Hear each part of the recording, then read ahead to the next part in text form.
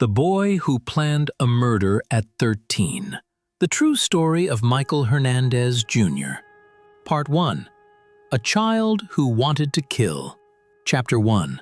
A Quiet School in Florida. In the early 2000s, Southwood Middle School in Florida looked like any other American school. Bright hallways, lockers covered in stickers, teachers focused on exams, not danger. Children worrying about popularity, homework, and fitting in. Nothing about the school suggested tragedy, and nothing about Michael Hernandez Jr. suggested murder. He was 13 years old, small, soft-spoken, often overlooked, but inside his mind something was forming, slowly, deliberately, and without emotion. Chapter 2. A Boy Obsessed with Death. Michael Hernandez Jr. was not outwardly violent. Teachers didn't describe him as aggressive. Classmates didn't see him as threatening. He wasn't a bully. He was quiet. Too quiet. From an early age, Michael showed an unusual fascination with serial killers, school shootings, crime documentaries, interrogation footage. He read about murder the way other kids read comics. Classmates later recalled him asking disturbing questions. Do you think killing someone would change you? What's the best way not to get caught? Most kids laughed it off. They assumed he was joking. They were wrong. Chapter 3. The Idea Takes Shape. At just 12 years old, Michael began thinking seriously about killing someone. Not in anger, not in panic, not in self-defense, but as an experiment. Later, he would admit, I wanted to know what it felt like. He wasn't targeting an enemy. He wasn't seeking revenge. He wanted a victim who was trusting, physically weaker, emotionally close. Someone who wouldn't suspect him. That someone was his best friend. Chapter 4. Jamie Goff. Jamie Goff was also 13. He was kind, friendly, open. He trusted Michael completely. They walked to school together. They ate lunch together. They talked about video games and homework. Jamie had no idea that in Michael's mind, he had already been chosen. This is what makes the case so disturbing. There was no conflict between them, no argument, no jealousy, just calculation. Chapter 5. Planning the Murder. Michael planned the killing for weeks. He chose the location, the timing, the method. He studied how long it would take for teachers to notice. He thought about witnesses. He imagined the aftermath. He brought a knife to school, not to threaten, not to scare, to kill. Chapter 6. March 26, 2004. That morning felt normal. Students laughed in the hallways. Teachers prepared lessons. Jamie trusted his friend. Michael asked Jamie to follow him to a bathroom. Jamie agreed. Inside the bathroom, away from cameras and teachers, Michael attacked. The violence was sudden, brutal, final. Jamie never understood what was happening, or why. When it was over, Michael left the bathroom calmly. Jamie was left dying on the floor. Chapter 7. I Just Wanted to See. Jamie Goff died from his injuries. Police arrested Michael Hernandez Jr. the same day. During interrogation, there was no breakdown, no screaming, no panic. Michael was calm. When detectives asked why, his answer stunned them. I just wanted to know what it felt like to kill someone. There was no remorse, no emotional explanation, just curiosity. Chapter 8. A Child Without Fear. Psychologists examined Michael and found something deeply troubling. He understood right and wrong. He understood consequences. He understood death. But he lacked emotional connection to those concepts. One evaluator said, "This is not a child who lost control. This is a child who exercised it." At 13 years old, Michael Hernandez Jr. was charged with first-degree murder as an adult. Chapter 9. The Question Nobody Wanted to Ask. The case forced society to confront an uncomfortable reality. What happens when a child kills not out of rage, not out of trauma, but out of curiosity? Was Michael born broken? Was something missed? Or was this a rare mind that developed without empathy? There were no easy answers, only a dead child, and another child who would never be free again. Part 2. Interrogation, Trial, and the Mind of a Child Killer. Chapter 10. The Interrogation Room. The interrogation room was small, sterile, and painfully quiet. Michael Hernandez Jr. sat in a chair that barely fit his 13-year-old body. His feet didn't reach the floor. His hands rested calmly in his lap. No shaking, no crying, no visible fear. Detectives expected panic, a child overwhelmed by what he had done. Instead, they found composure. Michael answered questions politely. He maintained eye contact. His voice was steady, almost detached. When asked what happened in the bathroom, he explained it step by step. Not emotionally, not defensively, like a report. Chapter 11. I wanted to see what it felt like. The central question came quickly. Why did you do it? Michael paused, thought carefully, then said, I wanted to know what it felt like to kill someone. The room went silent. Detectives pressed him further. Was he angry at Jamie? Did Jamie hurt him? Was he bullied? Was it an accident? Michael answered each question calmly. No. No. No.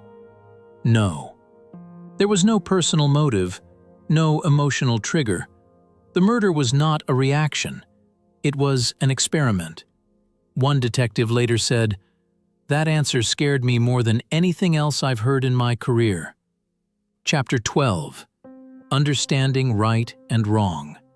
Psychologists were brought in immediately. They needed to answer one critical question. Did Michael understand what he was doing? The answer was disturbing. Yes, completely. Evaluations showed that Michael understood death was permanent, understood killing was illegal, understood punishment, understood moral concepts, but he did not feel them. He could describe empathy, he could define guilt, he could explain sadness, but he did not experience those emotions in a meaningful way. One psychologist wrote, he shows cognitive understanding without emotional resonance. This made the case far more serious. Michael was not confused, not delusional, not impulsive. He was deliberate. Chapter 13. The decision to try him as an adult. Florida prosecutors faced a rare and controversial decision. Michael was only 13 years old, but the crime was premeditated, calculated, executed calmly, followed by lack of remorse. The state announced its intent to try him as an adult. Public reaction was immediate and divided. Some said, he's a child, he can be rehabilitated. Others said, age doesn't excuse murder. For Jamie Gov's family, the debate was unbearable. Their son was gone. Nothing would bring him back. Chapter 14. The trial begins. The courtroom was filled with reporters, psychologists, and grieving parents. Michael sat beside his attorneys, small and expressionless. He did not look at Jamie's family. He did not react to photographs. He did not cry during testimony. Witnesses described the planning, the knife, the bathroom, the injuries. Medical examiners testified calmly, clinically. Michael stared straight ahead. One juror later said, it felt like he wasn't really there. Chapter 15. The prosecution's argument. The prosecution was blunt. They described Michael as emotionally detached, dangerous, capable of planning and execution, lacking empathy. They argued, this was not a child acting out. This was a person choosing to kill.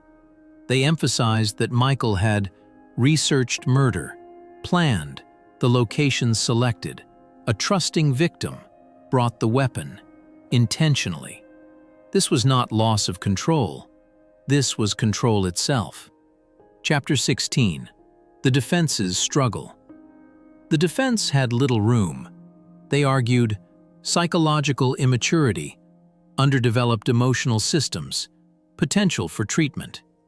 But even their own experts admitted Michael was aware. There was no psychosis, no hallucinations, no dissociation, just emotional emptiness. One defense psychiatrist said, "He is young, but he is not confused." That sentence would haunt the courtroom. Chapter 17. The verdict. After deliberation, the jury returned its decision. Guilty of first-degree murder. Michael showed no visible reaction, no collapse, no tears, no shock, just a slow blink. At 13 years old, he had crossed a line that could not be uncrossed. Chapter 18. Sentencing a child to life. The judge faced an impossible task. How do you sentence a child who committed an adult crime? In the end, the court sentenced Michael Hernandez Jr. to life in prison. The judge said, "This court recognizes your age, but it cannot ignore your actions." Jamie's family cried. Michael did not. Chapter 19. The mind that terrified. Experts. In the years following the trial, Michael became a case study. Psychologists focused on several traits: early fascination with violence, lack of emotional bonding, curiosity-driven aggression, absence of fear during interrogation, ability to plan without stress. Many experts concluded this was not rage-based violence. It was instrumental violence, violence used to achieve understanding or sensation. That distinction placed Michael in an extremely rare category. Chapter 20. A question without comfort. The case left one question unanswered.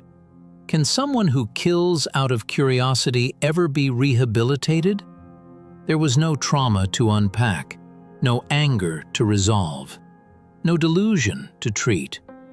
Only a void where empathy should have been. For some crimes, society can offer explanations. For this one, there was only silence. Part 3. Prison years, psychological evaluations, and appeals. Chapter 21. Entering an adult world. When Michael Hernandez Jr. entered the Florida prison system, he was still physically a child. He stood shorter than most inmates. His voice had not fully changed. His body had not finished growing. But legally, he was no longer a child. Placed among adult offenders, Michael was immediately isolated. Prison officials understood the risk. A 13-year-old convicted of murder would not survive long in general population.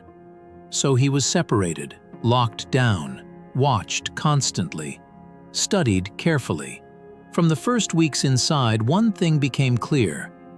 Michael was not overwhelmed by prison. He adapted. Chapter 22. Life behind the door. Michael spent most of his early years in custody and protective housing. His days followed a strict routine: wake-up calls, meals delivered through a slot, limited recreation, short, supervised interactions. For most teenagers, isolation would cause emotional collapse. For Michael, it didn't. Staff reports described him as quiet, compliant, emotionally flat, intellectually engaged. He read constantly. He followed rules precisely. He did not lash out. One correctional officer later said, "He didn't act like a scared kid. He acted like someone observing everything." Chapter 23. Psychological evaluations continue. Over the years, Michael underwent repeated psychological evaluations. Doctors were searching for change.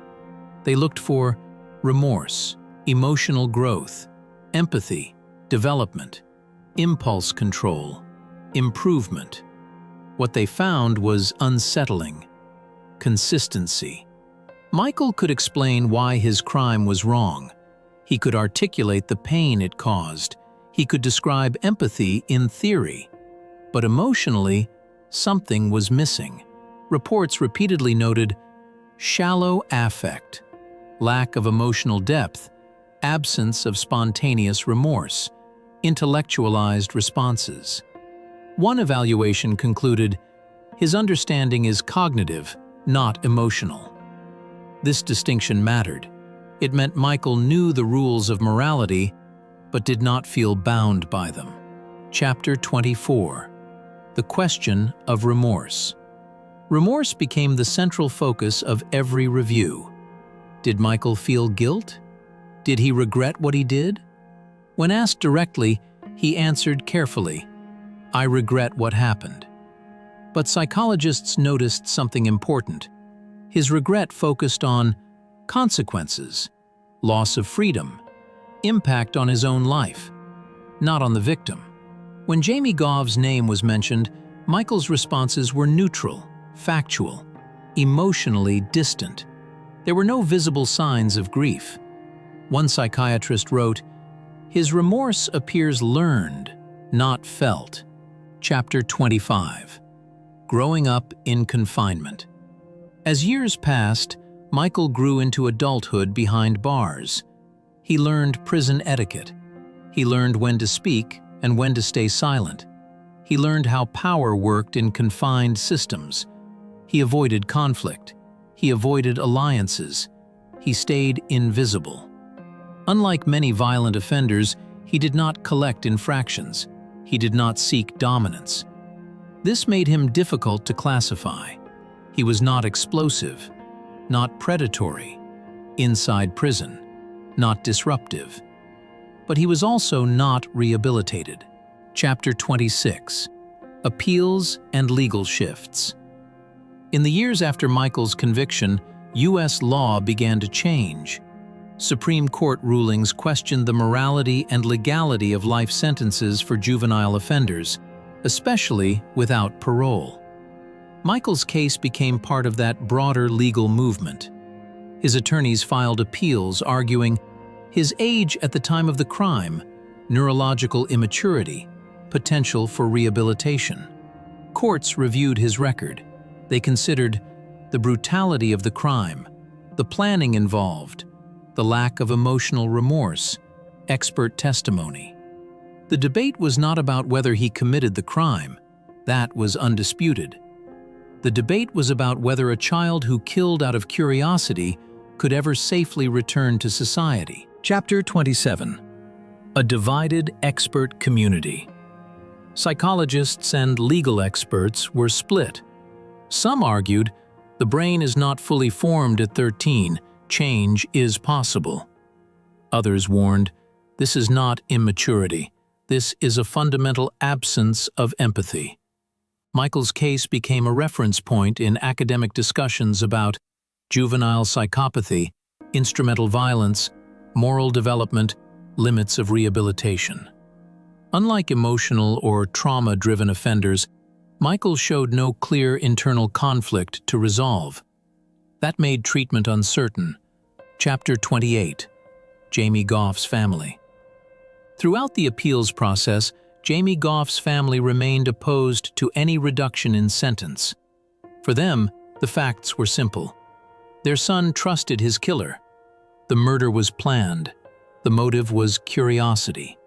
They spoke publicly about their fear. If he wanted to know once, what stops him from wanting to know again? Their voices carried weight. Because this was not a crime of desperation. It was a crime of experimentation. Chapter 29. A man shaped by prison.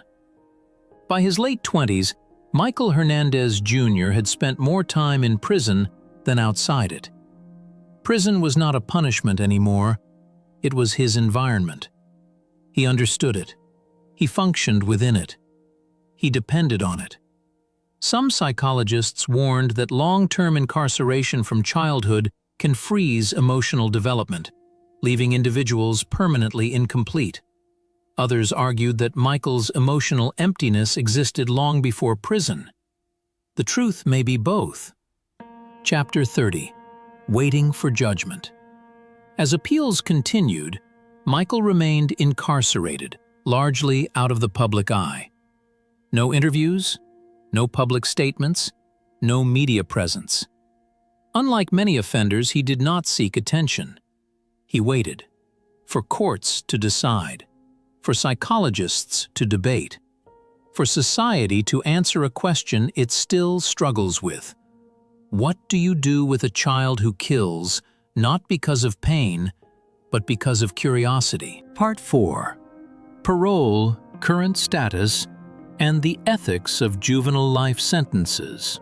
Chapter 31. A Legal World That Changed.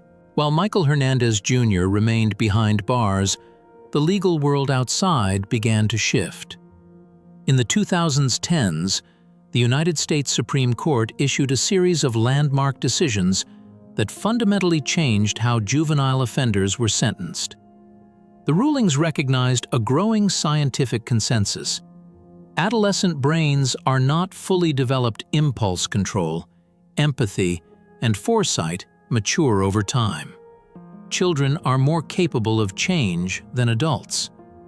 As a result, mandatory life sentences without parole for juveniles were declared unconstitutional. For many juvenile offenders, these rulings opened the door to new sentencing hearings.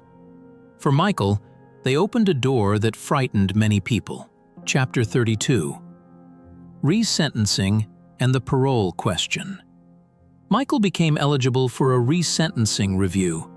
The court was tasked with answering a difficult question: is this individual permanently dangerous or permanently young at the time of the crime?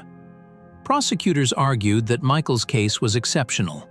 The murder was planned, the motive was curiosity, the victim was a trusting friend. There was no emotional trigger or provocation. Defense attorneys argued Michael was 13. Neurological development was incomplete. Decades in prison had shaped him. Lifelong punishment ignored the science of change. Psychological reports were reviewed again. Once more, the same issue surfaced. Michael understood his crime. He understood its consequences. But emotional empathy remained limited. Chapter 33. Has he changed? At parole-related hearings and evaluations, Michael presented himself as calm, respectful, and controlled. He spoke about prison programs, discipline, rule, compliance, responsibility. He acknowledged wrongdoing, but evaluators continued to note something troubling. His remorse appeared intellectual, not emotional. He could say the right things. He could explain the harm, but he did not display spontaneous grief, guilt, or emotional distress related to the victim.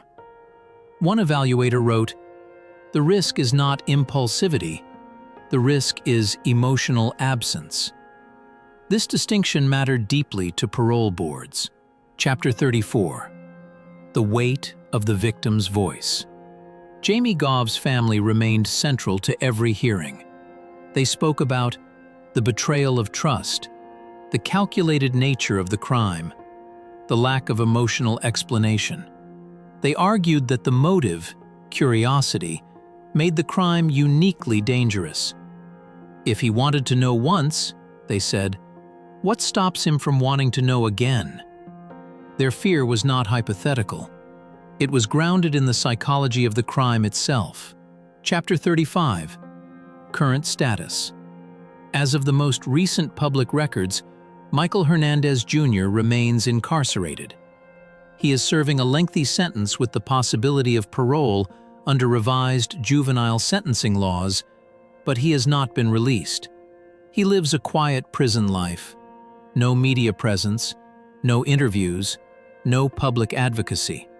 He is largely unknown to the public, except to legal scholars, psychologists, and the family of the boy he killed. For many, his continued imprisonment represents caution. For others, it represents a failure to believe in rehabilitation. Chapter 36. The Ethical Divide. Michael's case sits at the center of a deep ethical divide. One side argues, children are fundamentally different from adults. Permanent punishment ignores brain development. Rehabilitation should always be possible. The other side argues, some crimes reveal permanent danger. Empathy cannot always be taught. Public safety must come first. Michael's case is especially troubling because it lacks familiar explanations. There was no abuse to point to, no rage to unpack, no psychosis to treat, only curiosity and control. Chapter 37. Can curiosity be treated? Psychologists continue to debate whether curiosity-driven violence represents extreme emotional detachment, early psychopathic traits, or a rare developmental anomaly. Unlike anger-based offenders, Michael did not act to release pain. He acted to gain knowledge. That makes treatment uncertain, because therapy typically addresses emotion, not absence. Chapter 38. A case that will never be simple. There is no clean ending to this story, no redemption arc, no clear villain or victim narrative beyond the facts, only questions. Can someone who killed at 13 ever be safe at 40? Does society punish who someone was or who they might become? Is permanent confinement protection or surrender? Michael Hernandez Jr.'s life is now defined by those questions.